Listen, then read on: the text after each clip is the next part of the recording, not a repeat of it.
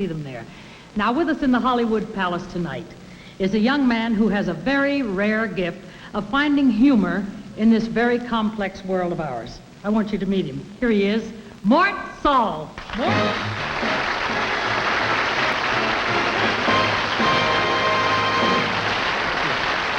I brought one of my gifts with me. This is the official portrait from the inaugural in Washington. As you know, the big news is the inaugural, and President Johnson, who was listed here as the first president to put the country in his wife's name. Anyway, that's what it says. So I only report what I read and don't understand. The official portrait of the president, which shows him next to a globe with the trouble spots of the world marked in black. He's standing next to this black globe. That's what I was going to.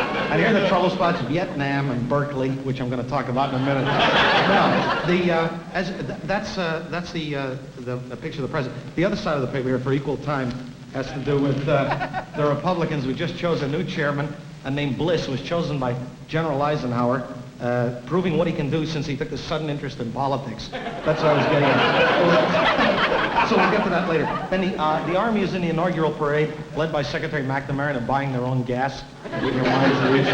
Now, the big thing that the president is giving us is a federal aid to education plan, and that's how Berkeley comes into that, because that's my old school. The federal aid to education bill is going to take care of, well, I better tell you what happened at Berkeley.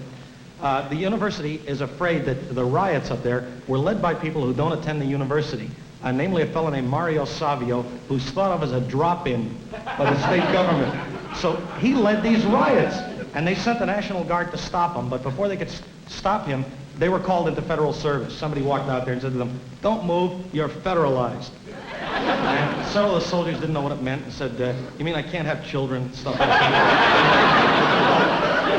They're not as well-oriented as we are. So Savio is leading this group, but he didn't want to seem like a radical, see? So he didn't grow a beard. He wanted to, but his faculty advisor said, "Don't do it."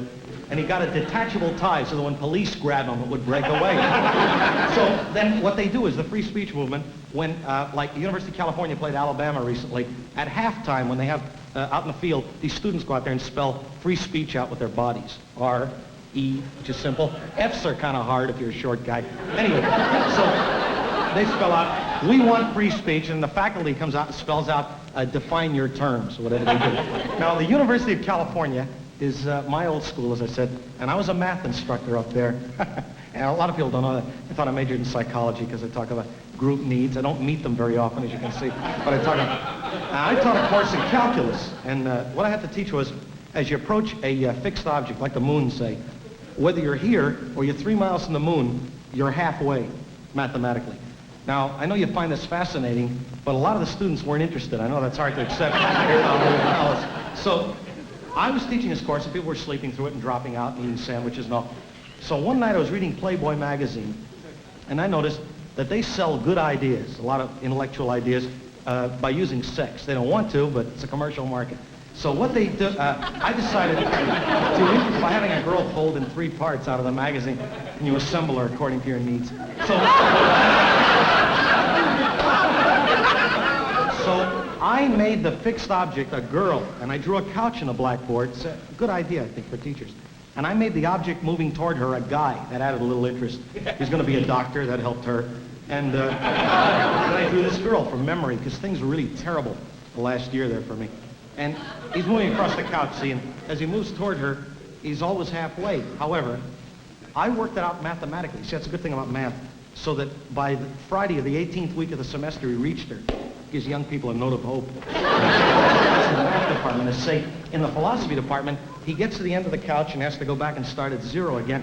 Never reaches her. In the psychology department, he reaches her, and he tries to grab her, and then a doctor says she's no good for you anyway. Now, I mentioned to you earlier, I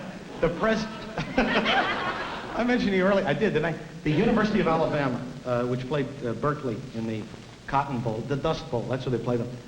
The University of Alabama had a different problem than free speech. They had a problem with integration, because the governor felt that if Negro students went to university, they would take white co-eds to coffee, and then they'd marry them. There's a lot to this. I went to the University of California for 7 years, took out about 635 girls, had a lot of things in mind, but never wanted to marry any of them.